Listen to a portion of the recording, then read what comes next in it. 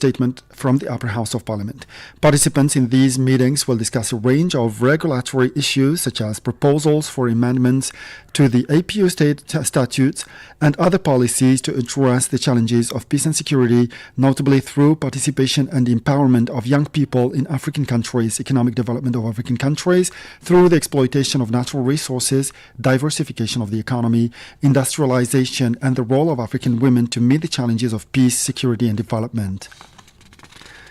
The World Bank delegation currently visiting Algeria has welcomed the significant improvement in the country's investment promotion, particularly with regard to the measures and arrangements made as well as the facilitations granted to the state, to the local and foreign project makers, which are beginning to bear fruit on the ground, according to a statement from the Algerian Investment Promotion Agency, API. This statement was made during the meeting between the Director General of the agency, Omar Raqash, and the World Bank delegation led by the Director of the Maghreb and Malta region within this financial institution, Ahmadou Mustafa Ndiaye, the World Bank's representative to Algeria, Kamal Braham, and the Chief Economist for Algeria, Tunisia, Libya, Morocco, and Malta, Abdoulaye Cyril, and economic in charge of Algeria. The meeting provided an opportunity to present the evolution of the investment and business climate in Algeria under the new investment system, as well as the review of the technical support program offered by the bank to API as part of the long-term strategic vision for investment promotion in Algeria, which the agency is currently developing. On a working and inspection visit to the country's southern provinces, the Health Minister Abdelhak Saihi stressed the imperative of vaccinating all inhabitants of the southern regions that have recently suffered from outbreaks of diphtheria and malaria.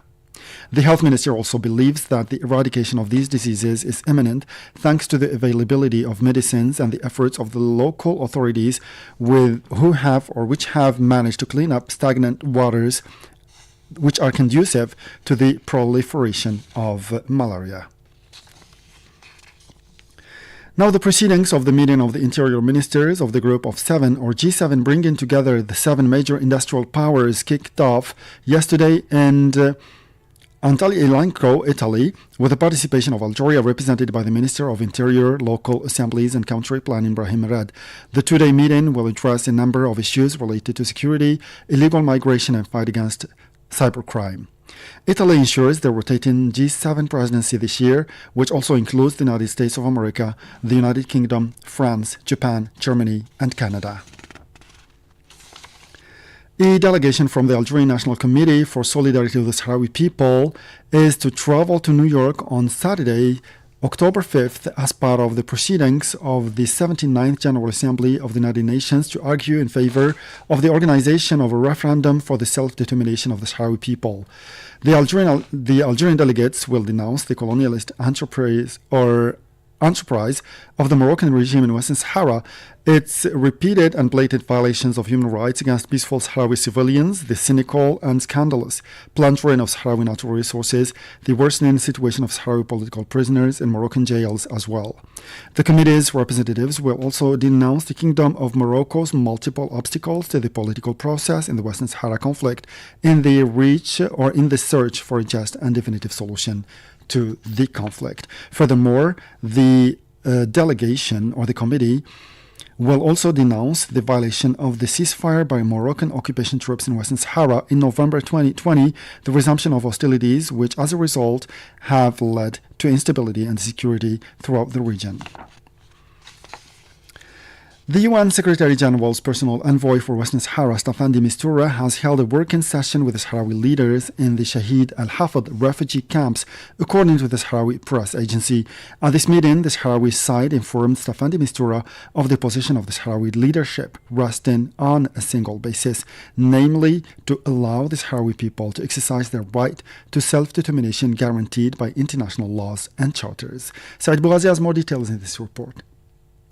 The meeting was held in the presence of the Minister Advisor to the Presidency of the Sahrawi Republic in charge of Diplomatic Affairs, Mohammed Salim Woodselik, the Minister of Foreign Affairs, Mohammed Sidati, the Minister of Education and Vocational Training, Khatri Al-Douh, the Minister of Cooperation, Fatima Al-Mahdi, and representative of the Polisario Front to the United Nations and coordinator with the MINURSO, Sidi Mohammed Umar. The UN Special Envoy visited many structures and institutions under the authority of the Sahrawi state, including the headquarters of the Sahrawi Red Crescent, where he heard a comprehensive presentation by its chairman, Yahya Bouhabini, on the reception, arrangements, storage and distribution of humanitarian aid. De Mistura then went to a depot of the Sahrawi Red Crescent, where he inquired about the Sahrawi experience in humanitarian action, an experience of almost half a century. The UN Secretary General's personal envoy for Western Sahara, Staffan de Mistura, arrived on Thursday in the Sahrawi refugee camps to meet the Sahrawi side. De Mistura's visit is part of the preparation of his briefing to the Security Council on 16 October and takes place in the context of his attempts to deepen his contacts with the Polisario Front as well as with the Moroccan occupation state. Now, the 10 elected members of the Security Council, including Algeria, have issued a joint statement in which they expressed their deep concern over the escalation of tensions in the Middle East, condemning the current spiral of violence and calling for an immediate cessation of all hostilities and urging all parties to respect their obligations under international law. The 10 elected members also stressed that a diplomatic solution is the only appropriate way forward to resolve the situation and urged all parties to prioritize dialogue and diplomacy and ensure the protection of civilians. Finally, the members affirmed their full support for the Secretary General of the United Nations, Antonio Guterres, and the United Nations system, through which they wanted to express with one voice their solidarity with the Secretary General amid the fierce campaign he is facing as a result of his position in solidarity with the Palestinian people, the latest of which was the decision of the Zionist occupation authorities, which consider him persona non grata and prevent him from entering the occupied Palestinian territories. In the same vein, the United Nations Security Council has expressed its full support for the UN Secretary General Antonio Guterres after Israel's foreign minister said he was barring him from entering the country. The 15-member council said in a statement that any decision not to engage with the UN Secretary General for the United Nations is counterproductive, especially in the context of escalating tensions in the Middle East. Let's listen to the permanent representative of Switzerland to the UN and President of the Security Council for the month of October, Pascal Baeriswyl.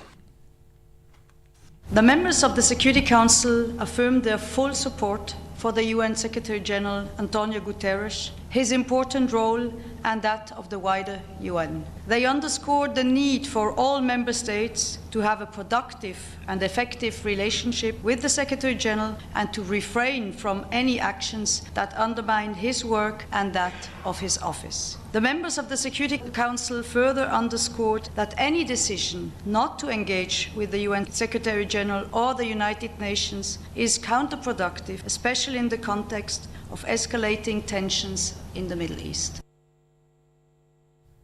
You were listening to the permanent representative of Switzerland to the UN and President of the Security Council for the month of October, Pascal Baeriswyl. And the Palestinian Ministry of Health said in a new report on Friday that the airstrike on a cafe in Tulkarem in the north of the occupied West Bank had killed 18 people and injured many others. According to the Palestinian news agency Wafa, a Zionist occupation aircraft targeted at least one missile, a popular cafe in the Al Hammam neighborhood in the Tulkarem camp, killing 18 people and injuring many others.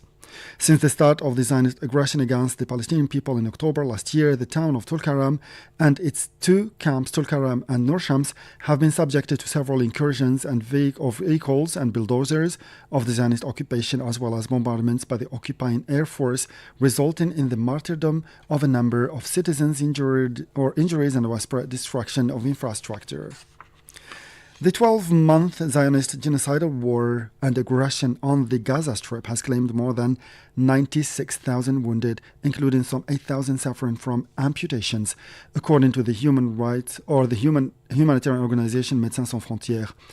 Isabelle Defourny, doctor and president of Médecins Sans Frontières, or Doctors Without Borders, who has just returned from a mission to Gaza, told the press briefing yesterday that up to 8,000 people in Gaza are now amputees, 15% of whom need rehabilitation care. Saïd Boughazi has the details in this report.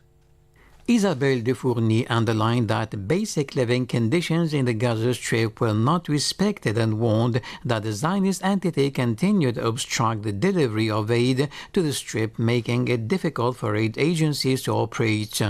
Defourny also stated that 12,000 people in Gaza are in need of medical evacuation. In a statement published on its page on Thursday, MSF said that its medical staff had treated more than 27,500 patients suffering from injuries linked to violence, more than 80% of which are linked to the bombardments. The Zionist bombardment of densely populated areas has caused massive injuries time and time again. Our teams have been forced to carry out surgical operations without anesthetic, to witness the death of children in hospitals due to the lack of resources, and even to treat their own colleagues and family members, explains Amber Alayan, head of MSF's medical program, quoted in the press release. Today, according to MSF, only 17 hospitals out of 36 are partially functional in Gaza. Since October 2023, MSF staff and patients have had to leave 14 different health facilities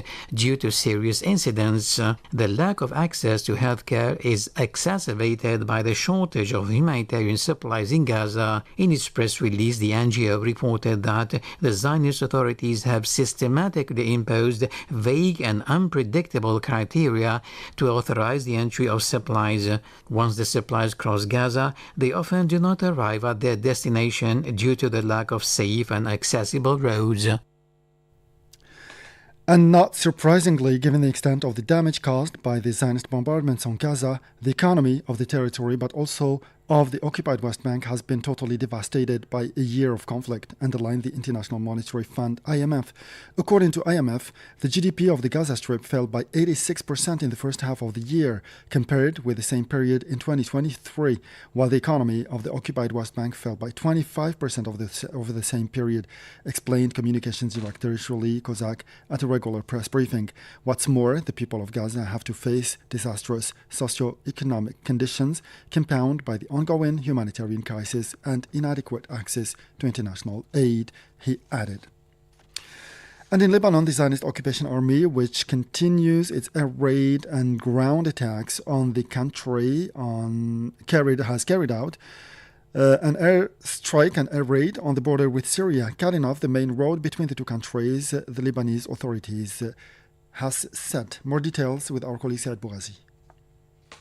According to the Lebanese news agency ANI, enemy fighter jets raided the Masna area, cutting off the international road. It is in this area, in the Bekaa Valley, that the main border crossing with Syria is located. Tens of thousands of people have used this road to flee Lebanon in recent days following the ongoing aggression by the Zionist entity against the country since 23rd September. The road leading to the main humanitarian crossing point for thousands of Lebanese heading for Syria is now cut off after a Zionist strike, said Lebanese Transport Minister Ali Hamiyeh. The Lebanese Ministry of Health announced on Thursday night that 37 people had been killed in 24 hours in the Zionist strikes on southern Lebanon. During the day on Thursday, the Lebanese Health Minister Firas Abiad said that 1,974 people had been killed, including 127 children and 261 women, and that 9,384 others had been injured since the start of the Zionist aggression against Lebanon on 23rd September. And with this last piece of news, we come to the end of this news bulletin for today. Time now for our weekly program with our colleague Aziza Gassi with Inspiring Figure. This edition is devoted to Bahjar Hal. As for me, I'll meet you again tomorrow for a fresh edition of our news bulletin in English. Until then, stay tuned to Radio Algeria International, and bye-bye for now.